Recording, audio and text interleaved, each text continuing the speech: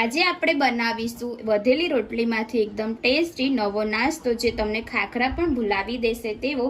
તો તમે ઘરે જરૂર ટ્રાય કરજો, એકદમ ચીઝથી ભરપૂર.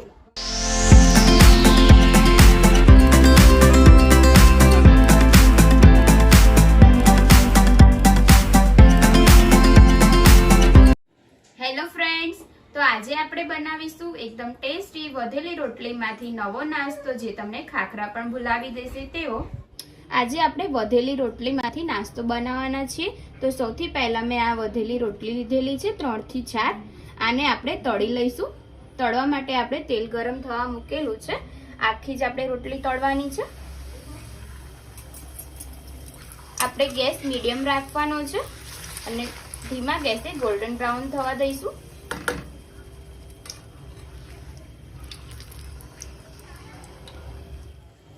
આવી રીતના આપણે ગોલ્ડન બ્રાઉન થવા દઈશું રોટલીને. બંને સાઈડથી એકદમ સરસ એટલે ક્રિસ્પી થશે.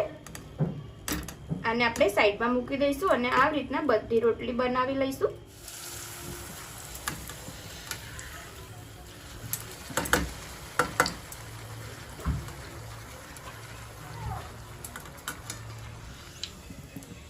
આવી રીતના આપણે બધી રોટલી બનાવી લઈશું.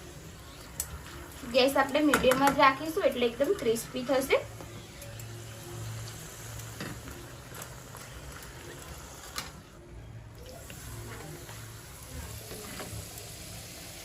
આપણે એકદમ કડક રોટલી તળી લીધેલી છે ખાખરાની જેવી.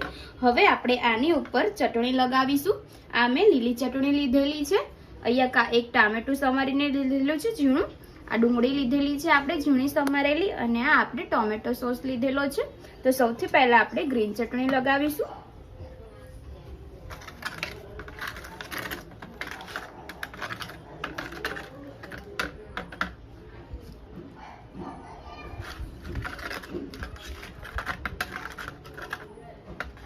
આ ચટણીનો ટેસ્ટ એકદમ સરસ આવશે અને જે આપણે સોસ લગાવીશું એ પણ એકદમ સરસ લાગશે. ખાટો મીઠો ટેસ્ટ આવશે.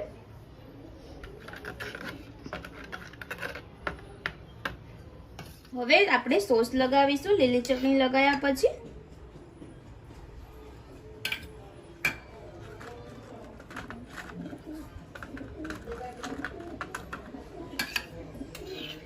આ વેકેશનમાં તમે બનાવો તો નાના બાળકોને બહુ જ પસંદ આવશે. અત્યારે આ એકદમ હેલ્ધી નાસ્તો પણ લાગશે.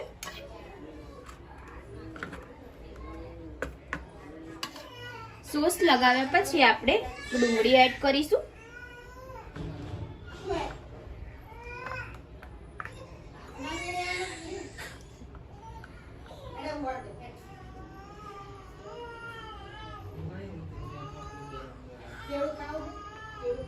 હવે આપણે ટામેટા એડ કરી દઈશું ઉપર.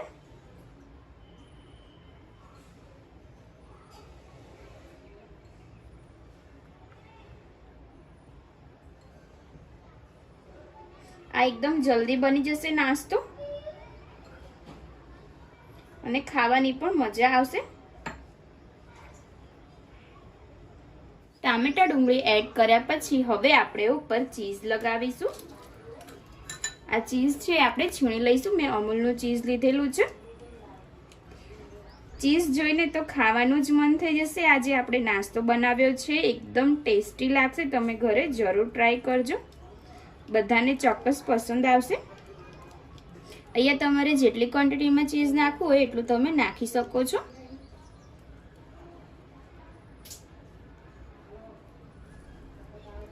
ફ્રેન્ડ્સ, આપણે વધેલી રોટલીનો નવો નાસ્તો રેડી થઈ ગયો છે. તમે જોઈ શકો છો એકદમ ઇઝી રીતે અને જલ્દી બની જાય તેવો તમે સવાર સાંજ બનાવી શકો છો અને ચોક્કસ તમને ટેસ્ટી લાગશે. જો તમને મારી રેસીપી પસંદ આવી હોય તો વિડીયોને લાઇક કરજો, શેર કરજો, કમેન્ટ કરજો અને ચેનલને સબસ્ક્રાઈબ કરવાનું ના ભૂલતા. તો ચાલો મળીએ આપણે આવી જ નવી રેસીપી સાથે. જય માતાજી, જય શ્રી કૃષ્ણ.